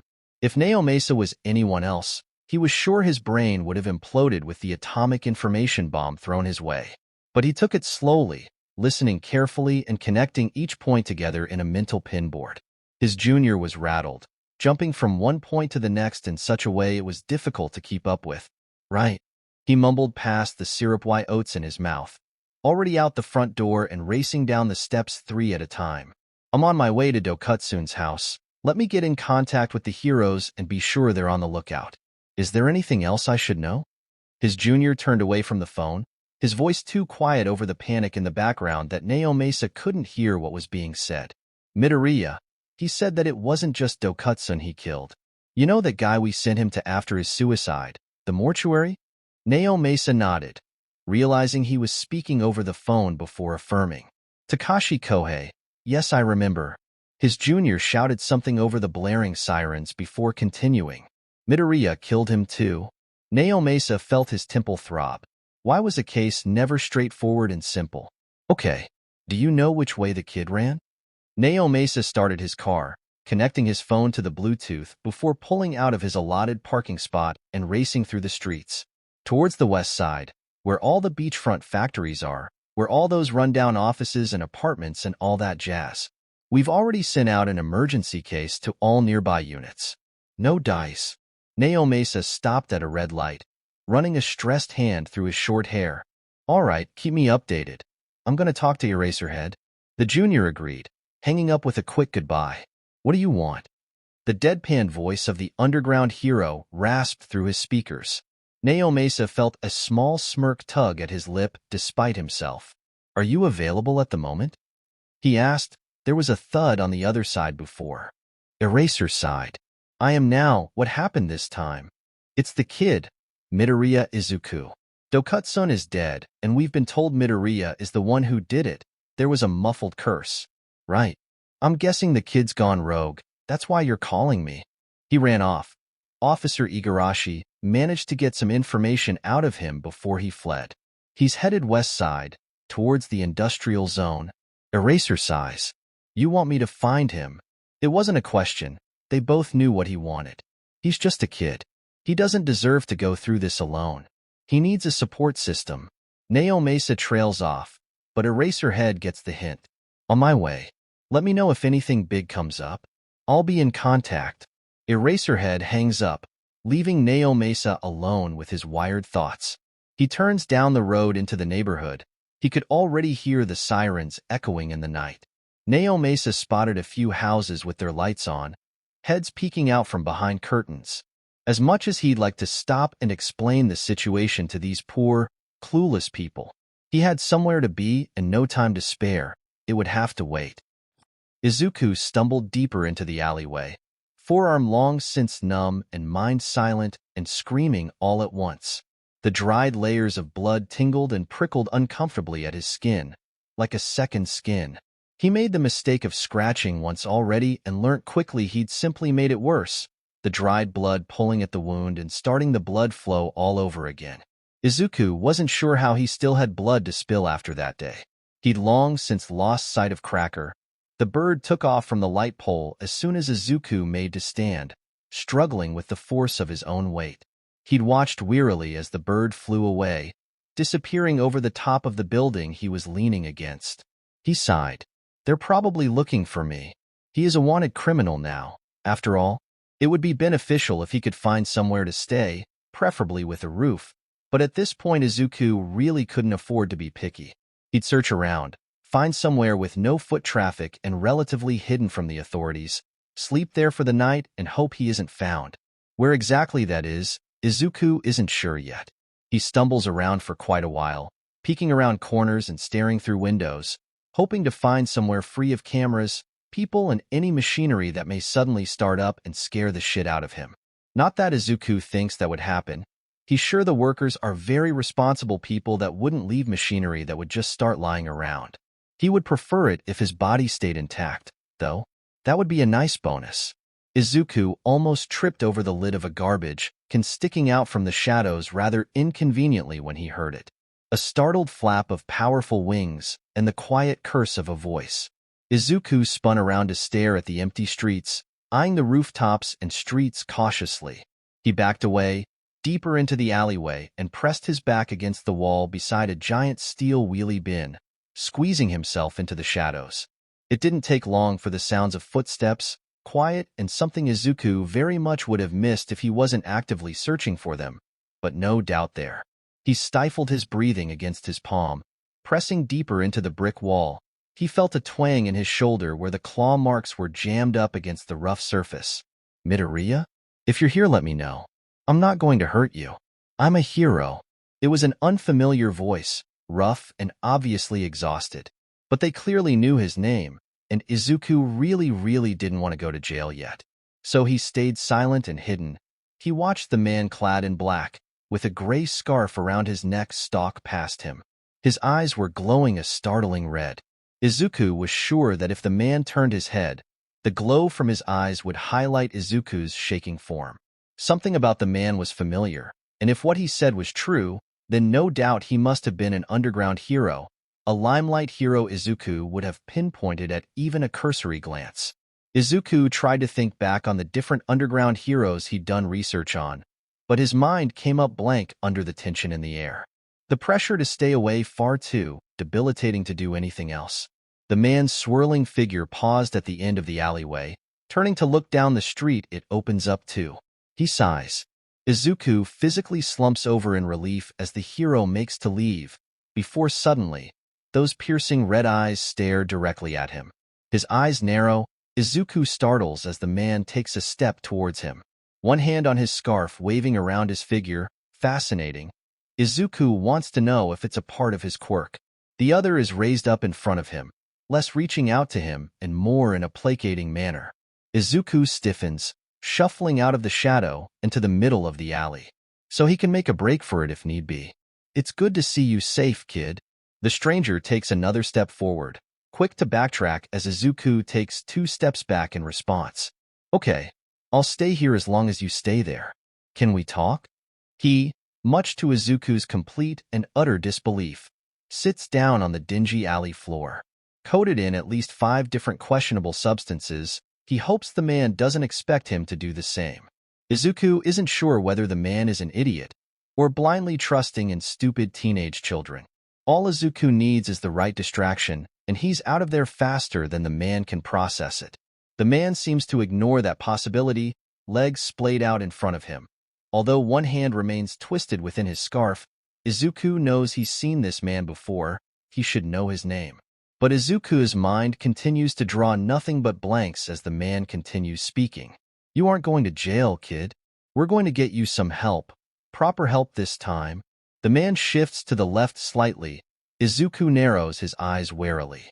The man you stayed with, Korai, he's an old acquaintance of mine. Was. Izuku hissed privately. One of the first people I've helped in my career. He's more than a decade older than me. It was a real hit to his ego when I brought him down from a panic attack and helped him get the resources to work through his trauma. Izuku stared down at the tips of his shoes, bitter tears welling up within his eyes. He's dead now. Izuku grit out, fists shaking at his sides. The man shrugs, head shaking lightly. There was a small frown tugging at his lips. Yes, I heard you killed him. Izuku stiffened. The smell of burning flesh and the sounds of pained screaming echoed through his head. He could recognize the man's words for what they were, a silent question. He wants to know how it happened. Izuku wasn't sure whether he could bring himself to answer that just yet. So instead of speaking up, he took 3 steps back. The hero's hazy red eyes glared straight into his own emerald orbs, scarf slithering slowly in his direction, like a snake poised to strike. Izuku had to be quick. I don't know how it happened. Izuku cried out, voice hitching as his eyes darted this way and that. The hero's hair had charcoal feathers sticking out every which way and a small scratch purling with beads of blood marring his forehead. He was fine. And then he bit down on my wing and it was like he was melting. Izuku's arms flailed at his sides. In a way, he was moving frantically to distract the hero's gaze, although he knew he talked animatedly often, arms swinging around in emphasis to his words. This was more purposeful. He couldn't tell whether the hero picked up on that or not. He let his eyes wander, catching on to the drifting figure circling above him. An idea flashed through his mind. Melting? Do you have any idea what could have caused it? Your blood, perhaps? Izuku took another 4 steps back, the hero sitting tall and leaning forward. The hand that wasn't holding his scarf laid flat upon the floor, as if prepped to spring up if need be. Izuku was hoping that if this worked, the man wouldn't have the time or ability to catch him. But given that he'd never actually done this before, his expectations remained low. Not low enough for him to deem it a worthless pursuit, though. I really have no idea. I haven't had the chance to do anything with my quirk. Izuku froze momentarily, eyes misting over with unshed tears. I didn't want to hurt him. Would you have rather he killed you instead? Izuku's gaze shot to the hero in front of him. He gestured to himself with a mean, mirthless laugh. Can't kill what won't die, sir. The hero seemed to disagree if the crease of his eyebrow was anything to go off. Too bad Izuku didn't care for the man's opinion. He knew the truth.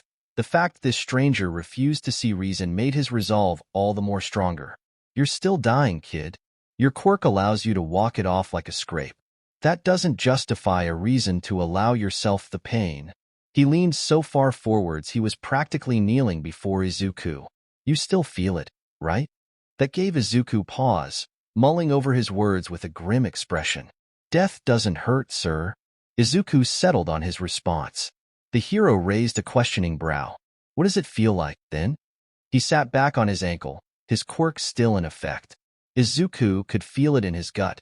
His wings felt heavier, the air around him more frigid. He knew this man. He recognized his quirk, but he couldn't quite put a name to a face, and it was starting to frustrate him.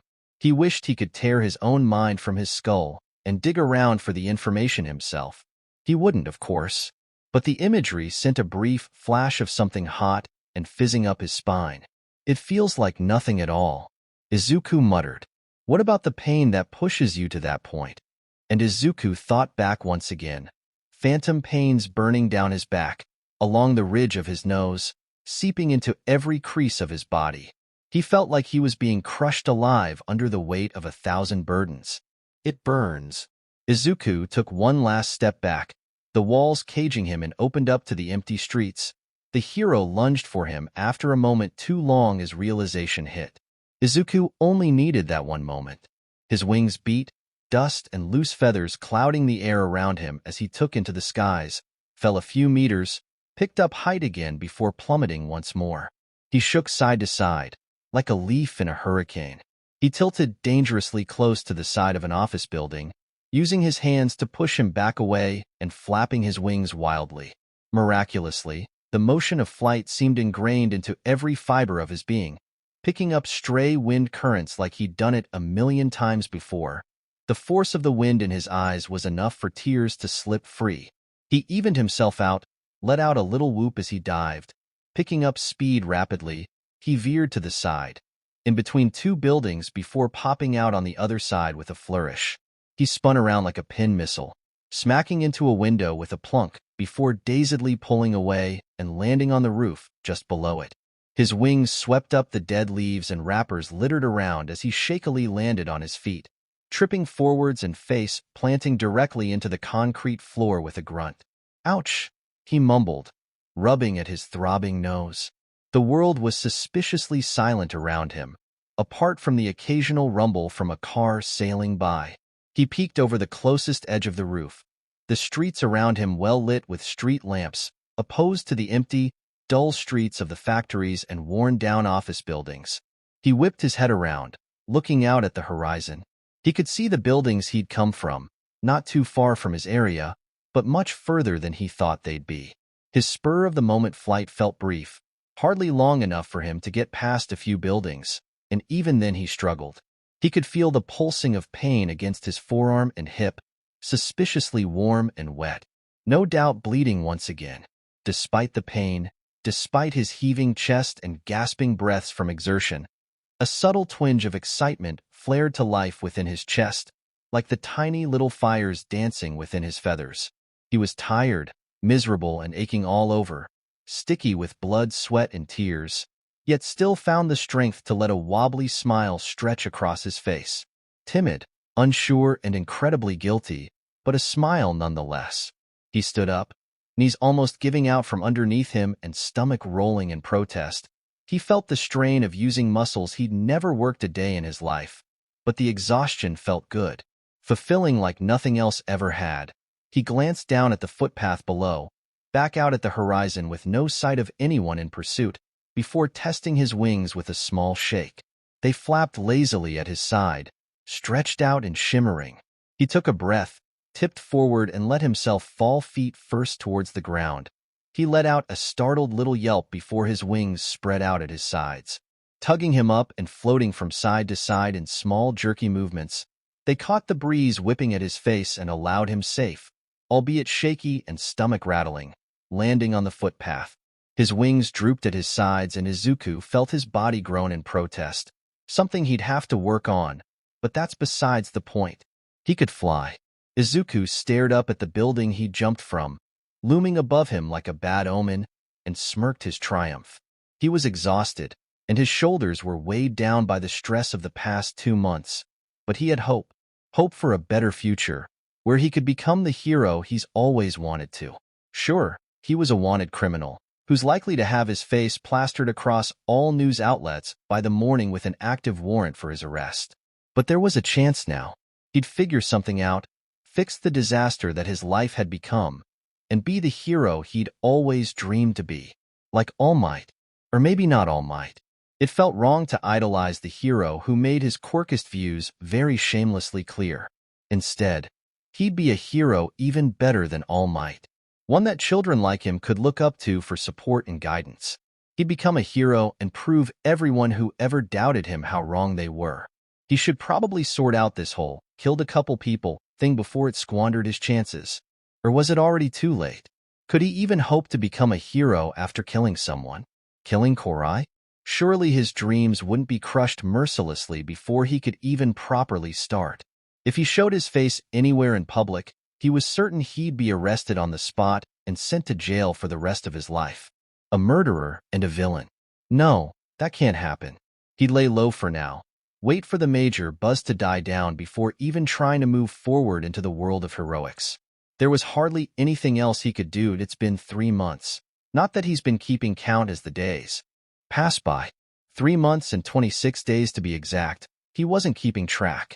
Time spent doing nothing but running, fighting, flying, running again and fighting some more. He hides more often than not, from the authorities, from any heroes that happen to pass him by. Hiding from the underground hero clad in black with that signature gray capture scarf. Despite the rocky start and the break in whatever trust the hero thought he had with him, he remains consistent when he speaks. Izuku has heard variations of the sentence, "You aren't going to jail," 23 times now, and he's not sure what to believe anymore. Is it a testament to how far he's come that he can slip away so easily, or is it some higher power coming into play? A plume of smoky black feathers trail in his wake. Each day is much the same. Waking up in the many layers of old cardboard he's made into a bed and settled into an old garden shed. In the back corner of a run-down park, grass and vines and tree branches well and truly obscuring it from view. Leeching off of the local library computers just a few blocks away. Honestly, he's really heavily relying on the privileges quirked kids get to do that. The librarian, a sweet little old lady, always welcomes him in with open arms.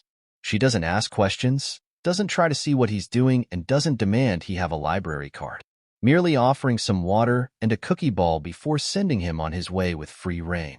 He's certain it has much to do with the wings on his back, the promising shows of a young, sweet, innocent child that has killed 2 people. After 3 or 4 hours slaving away at any and all free courses he can get his hands on, scribbling notes within his notebook, he sneaks off without saying goodbye, leaving out the front door without a single sound. He refuses to get attached. She'll just end up dead by his hands too.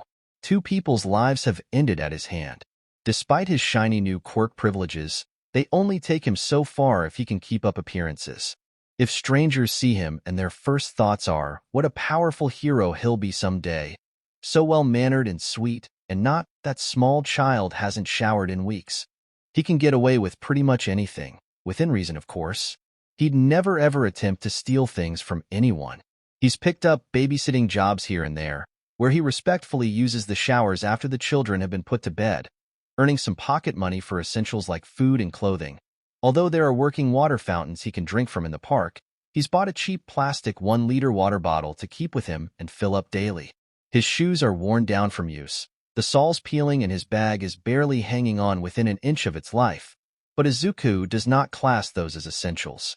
He's also discovered how warm his wings are, and with the fast approach of the colder months, he's found himself relishing in the fact.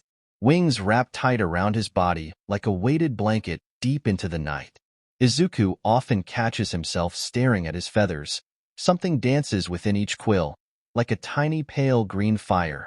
It would explain the warmth and how his feathers glow dimly in the night. They seem to shimmer, each separate flickering flame painting an image of sparkling feathers. They glitter in the sun. If this power has killed others before, maybe it could kill him too. His mind screams and claws and pounds within the confines of his body that he shouldn't be looking upon this light, lest he wants to lose himself completely. Izuku learns to ignore the cries. The quiet Tuesday morning had gone much the same as others before it. He woke up, ate a granola bar, drank the rest of his water, rinsed the bottle out to fill up once again, then used the public restroom. He'd spent a good chunk of time properly cleaning it out after he'd worked up the courage to use it the first time around. Filled with syringes, plastic bags, and cobwebs. One stall had the rotting corpse of a rat tucked into the corner. A shiver ran down his spine at the memory of its sunken face and stiff limbs. Was it wrong of him to think it looked morbidly fascinating? The rotted skin made way for yellowing bone, maggots eating away at its flesh without a care in the world. He'd caught himself staring down at it with a blank expression for far too long, borderline dissociative. Izuku chose to brush it off as a one-time occurrence. There was only so much he could do when all he had to work with was the practically empty bottle of hand soap and half a roll of toilet paper. So maybe clean was an overstatement, but he tried his best with what he had available. It was clean enough that he was comfortable using it semi-often. He steers clear when there are others loitering around the vicinity, much too worried about any possible drug association. Izuku wants nothing more than to stay completely and totally away from those sorts of things. Addiction is a serious and very real issue. He refuses to hang anywhere near drug addicts and dealers. He makes an effort to leave before they show up, after watching them come and go from the safety of his shed for the first few weeks to the point he'd made proper notes of the times they're likely to show up each day. He'd like to think his mother would be proud of him for being responsible. In those moments, much like right at this time, he finds himself wandering the city. He watches as people pass him by without even a second thought. He blends in so perfectly with day-to-day society that nobody bats an eye as he stalks by as close to the wall as possible. Nobody bats an eye at the skittish kid sneaking past storefronts and turning down the closest street at the first sign of a hero.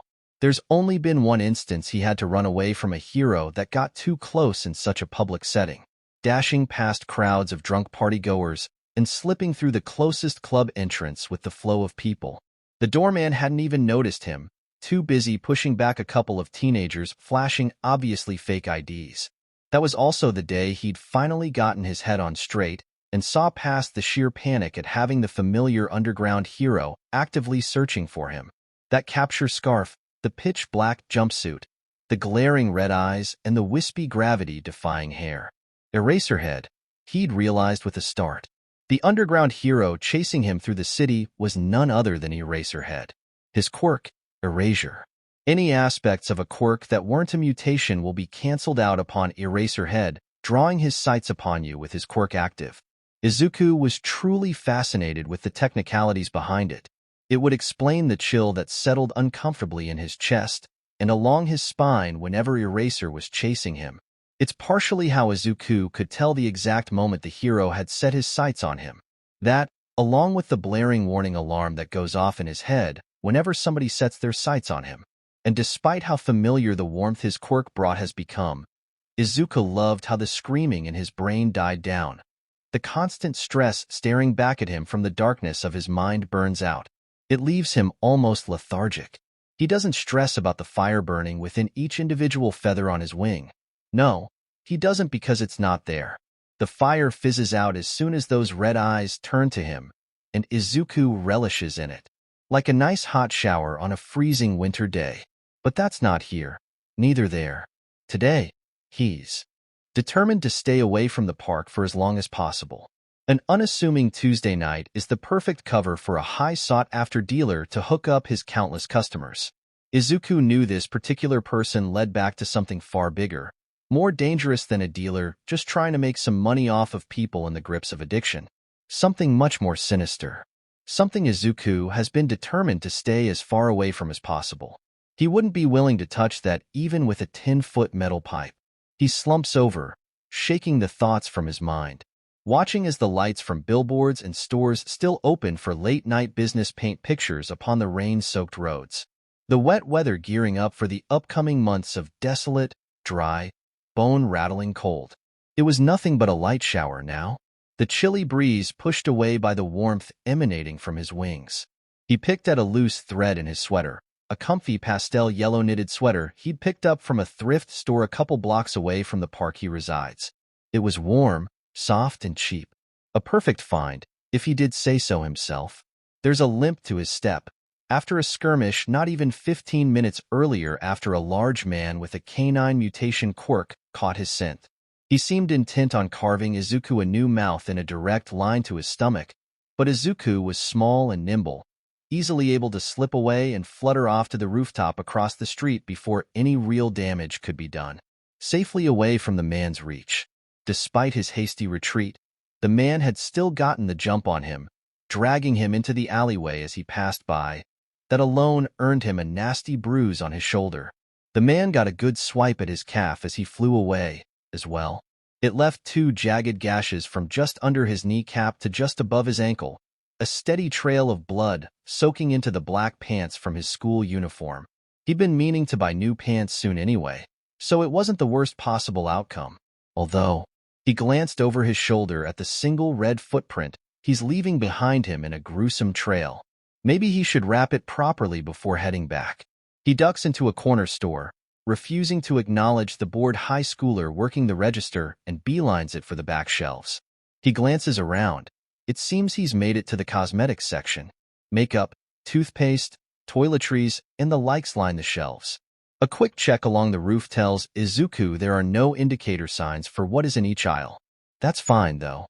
Easy enough for him to browse the shelves for bandages. He breezes past a nail polish stand before his sights are set on disinfectant.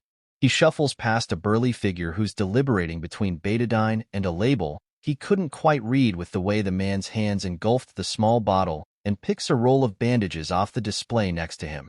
"Excuse me," he mumbles out, awkwardly sidestepping him as the man makes a quick retreat, both bottles in hand. Izuku's gaze follows his retreating figure with something akin to suspicion before following in his tracks, albeit much calmer, with his bandages. "Sir, please, I won't." Izuku pauses at the end of the aisle, watching the man push the bottles towards the high schooler persistently. His wings press tightly against his back at the display. Although he isn't quite sure of the situation, something tells him it won't lead to anything good. "Just this once, little miss. I really don't want to deal with him tonight." Her face scrunches, fists clenched tight against the counter, refusing to take the bottles the man pushes her. Now that Izuku can see them clearly, the second bottle is a deep purple color, the label bold and clear. "Melatonin pills. You have to pay. I cannot let you take them for free." Her finger taps insistently at the counter, snatching up both bottles to keep under the register while giving the man a pointed stare. The man looks positively enraged. He slams an open palm down, a loud bang startling both the employee and Izuku, who jumped at the sudden sound. Izuku's eyes narrow carefully. "It's just this once. Why the fuck are you being such a hard ass about it?" He reaches forward, taking a hold of her wrist before she could stumble back and away. Izuku's heavy step forward is drowned out by her frightened scream. "I need this. I can't handle his crying anymore. I just want to sleep through the night. Why are you getting in my way, you bitch?" Izuku watches the spittle fly from the man's mouth, his anger evident in the way his hand clamps down harder. There are sparks dancing along his spine, arching outwards into quills. "Let me go," she shrieks, a clear liquid spilling from her arm in waves. It started with a sizzling, before the man reels back with a shout. The girl falls, hitting the wall and sliding down to a seated position while the man waves his hand around in alarm.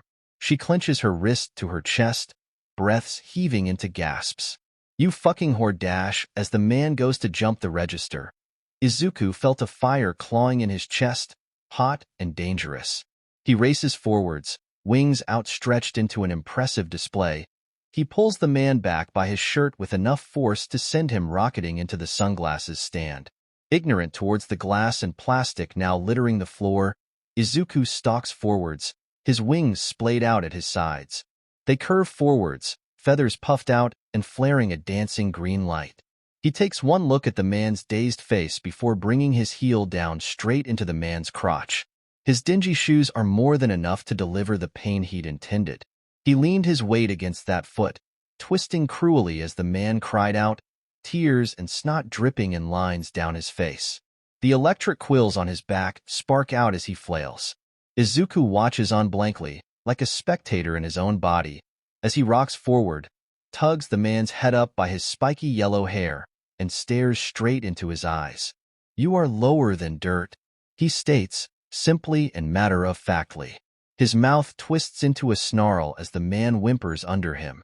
That fire in his chest screams and punches and hollers. Izuku lets himself relish in the heat, if only for a brief moment. "You are pitiful," he continues, using the man's hair as a handle to slam him against the plastic shards underneath him. He continues on as if the man's sobs don't rise into screams.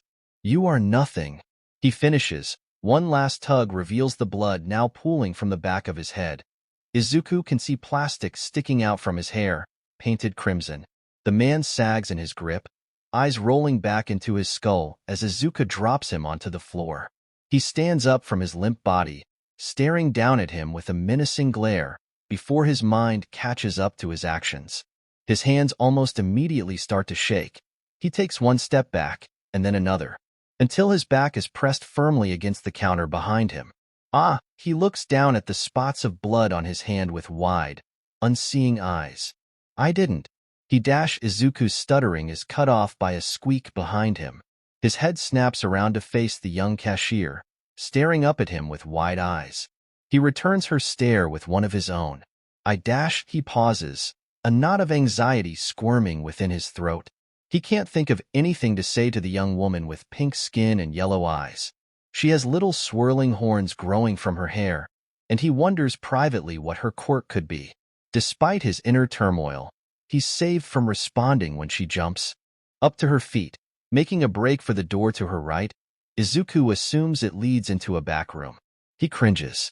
That couldn't be a very good sign. He's sure the police will be pulling up very shortly. He glances briefly back to the man unconscious on the floor. The pool of blood isn't big enough for Izuku to be stressing about the man's life, but the sight of that dark liquid makes him feel nauseous. He shoves the bandages into his pocket, digging around until he finds the little pouch he's keeping his babysitting fund in, and drops a few coins onto the counter. He gives the man's body a wide berth, practically gluing himself to the wall as he passes, eyes firmly turned to the door rather than the blood beneath him. The breeze is cold against his back now that the fire welling within him has died out, snuffed by Izuku's refusal to encourage such a dangerous part of his quirk. He's quick to duck into an alleyway, out of sight as the blaring police sirens draw closer. He steps out into the next street over, throwing a cautionary glance over his shoulder before speed walking back towards the park. It's getting late, far later than he'd usually stay out, so he wasn't too keen on sticking around any longer than he already had. What's an assault charge when he's already got 2 accounts of murder, he supposes. Wait, bird boy. There were thudding steps behind him, and without stopping to acknowledge how his quirk was very much still a warm weight against his back, he breaks into a sprint on habit alone, turning back down the closest gap between buildings. Hang on. Whoever was tailing him was persistent, his wings fluttering anxiously at his side, ready to take off at a moment's notice, just as soon as he reached the next open street. Wait, how are you so fast? He turned as whoever was chasing him collapsed to their knees dramatically, taking gasping breaths. Izuku stared back at them, the familiar fluffy pink hair with little horns. He takes a step forward, arms outstretched. He was unsure whether he should help or not. Are you okay? He reached out a hand towards her, hoisting her up from the ground as she nodded frantically. Yup. Great. Come back with me for a sec. Izuku planted his feet firmly as she pulled at his hand still entwined with his. I don't. The shaking started up once more, racking his frame worse than any cold breeze ever could. Chill out, dude. I haven't called the police yet. Thought you might need a hand with that leg. He staggered, following obediently behind her. He wasn't entirely convinced she wasn't about to lead him to his doom, but he didn't have the heart to run off now that she'd run after him. Your knuckles all busted up too. We should wash that before you get an infection. Izuku was pulled past the man still lying pathetically across the floor, led behind the register and into the back room. Not before the girl locked the front door and closed down the store. He was relieved to see no cops around, which was weird, given that he could have sworn he heard sirens earlier. When Izuku asked her about it, the girl was clueless. Sirens? I didn't hear anything. Did you hit your head? She sat him down on the plush chair, rather cushy for a small-time convenience store break room. He wouldn't complain, though. His body was immediately singing her praise as he took the weight off his leg. She made quick work of his old pant leg, tearing it open from the sizable rip in the fabric. She used an old box cutter to take the rest off, bandages in hand along with a bottle of water and a bucket. He tilted his head curiously as she worked. This'll sting. Probably, she chirped. She set his foot in the bucket, his shoe and sock set aside, and proceeded to pour the entire bottle onto the wound. He hissed through his teeth, hardly pulling back as she wiped off the blood caking the edges. Sorry, dude, but it's better to get it over with now than leave it to fester. Icky. She rummaged around in the drawer by her head, pulling out a cotton wad and a small brown bottle. How'd you get it anyway? Doubt that sleazebag got in a hit this bad, she hummed, dabbing away with disinfectant. He recoiled from her touch, but she remained firm as she held his legs still. Izuku pulled at the thread in his sleeve, tugging until it came loose.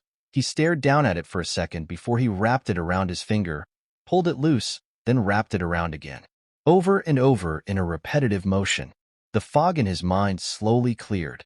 No, this wasn't, This was from earlier. She huffed a laugh, petting his knee half-heartedly as she threw the cotton into the trash bin and peeled open the bandages.